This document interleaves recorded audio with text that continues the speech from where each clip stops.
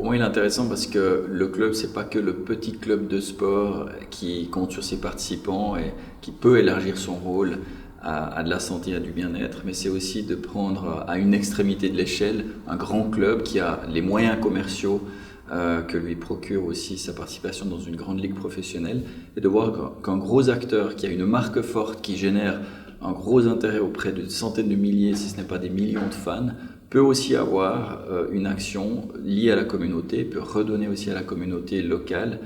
toute une série de bénéfices liés à la santé, en l'occurrence à la santé mentale, au bien-être, à la prévention contre le suicide et des choses qui sont particulièrement présentes dans les quartiers pauvres et vulnérables autour du stade d'Everton.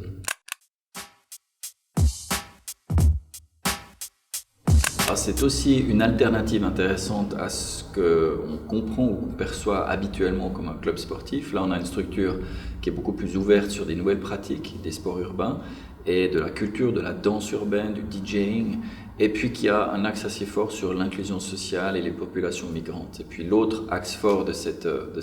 initiation Innovation Game,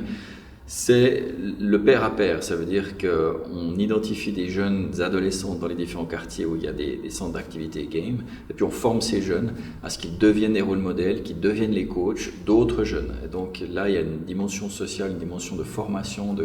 d'encapacitation de ces jeunes qui est particulièrement intéressante et qui apporte une vraie plus-value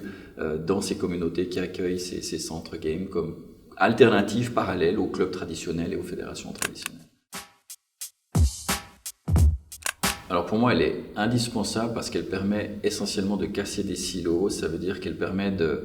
favoriser un échange et une forme de co-construction entre des spécialistes de l'urbanisme, de la santé, de la politique, du sport, des gens qui parfois ne se parlent pas suffisamment. Or, les problématiques auxquelles on fait face aujourd'hui, de qualité de vie, d'inclusion sociale, de maladies chroniques, sont tellement complexes qu'il s'agit de réunir ces différentes compétences, ces différents métiers. Et c'est la raison pour laquelle j'apprécie particulièrement, comme géographe moi-même et spécialiste du sport, cette association entre des médecins et des géographes qui font des diagnostics, des analyses pour mieux comprendre des poches de vulnérabilité ou des poches de population qui ont des besoins spécifiques et qui parfois sont désavantagés en termes d'accessibilité à des sports ou à des pratiques saines.